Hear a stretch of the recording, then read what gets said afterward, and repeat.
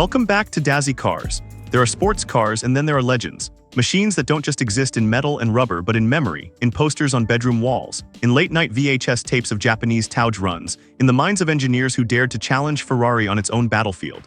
Today we're talking about one of the most important performance cars ever built, the 1990s Honda NSX.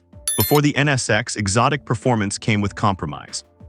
Italian supercars were beautiful, fast, and unreliable. They demanded patience, they demanded money, they demanded forgiveness. Then Honda stepped in and asked a radical question: what if a supercar could be precise like a Ferrari but reliable like a Civic? Now let's talk about the exterior, because the original NSX still looks stunning decades later. The design is clean, sharp, purposeful. There's nothing exaggerated, no oversized wings screaming for validation. Just a low, wide stance and perfect mid-engine proportions. The pop-up headlights, yes, real pop-ups, gave it that unmistakable 90s character. When raised, they gave the NSX a focused expression. When closed, the nose looked smooth and aerodynamic. The front bumper was subtle but effective, directing airflow cleanly across the body. From the side, the silhouette is iconic. A low roofline, a gently sloping rear deck, and perfectly sculpted side intakes feeding the mid-mounted engine. The glass canopy was inspired by fighter jets, giving the cabin exceptional visibility, something rare in exotic cars of that era. The rear was clean and balanced. Slim taillights stretched across the back, paired with a modest spoiler that hinted at performance without overdoing it. Dual exhaust tips sat neatly beneath the bumper, promising sound rather than noise. It wasn't flashy. It was confident, and confidence ages better than trends. Moving inside, the interior felt revolutionary for a supercar in the early 90s. Instead of cramped, awkward ergonomics, the NSX offered logic. The dashboard wrapped around the driver in a clean arc. Gauges were crisp and easy to read. Controls were exactly where you expected them to be. The seats were supportive but comfortable enough for daily driving, and that's the key: daily driving. You could commute in this car, you could take it on a road trip. Air conditioning worked. The clutch wasn't punishing. The visibility was incredible. It felt engineered, not just assembled. Now let's talk about the heart of the NSX, the engine.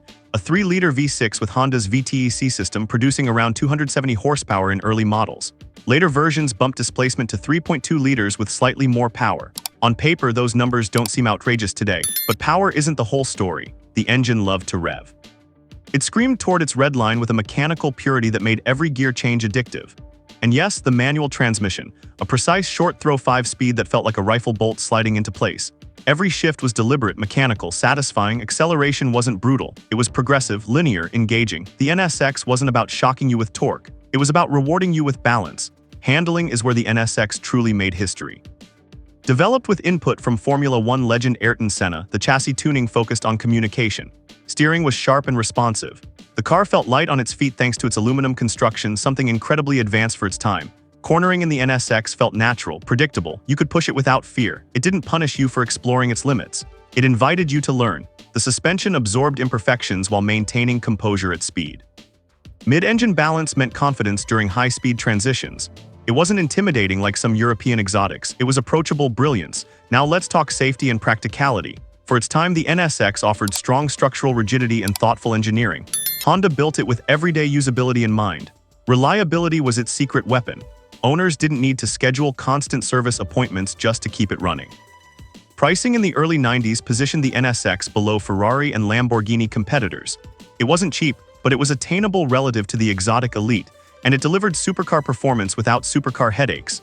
Emotionally, the 90s NSX represents disruption. It proved that Japan could build a world-class supercar. It embarrassed established European brands by outperforming them in usability and reliability.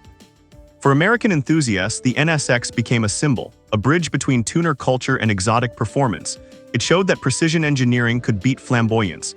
And decades later, clean examples have become collector gold. Values have climbed, appreciation has grown, because people now realize how special it was. The NSX wasn't loud about its greatness. It earned it quietly. If you respect cars that change the industry instead of just chasing headlines, subscribe to Dazzy Cars, because this channel celebrates the machines that reshaped performance history. Now before you leave, there's something you need to do. The Toyota FTC concept video is already live on this channel. That car represents the electric performance future, bold, aggressive, and forward-thinking. It's already uploaded, and watching it right now gives you a powerful contrast. Analog VTEC precision from the 90s versus Toyota's vision of an electric sports car tomorrow. Go watch the Toyota FTC concept video right now. It's waiting for you. And once you've seen both, you'll understand just how beautifully the story of performance continues to evolve.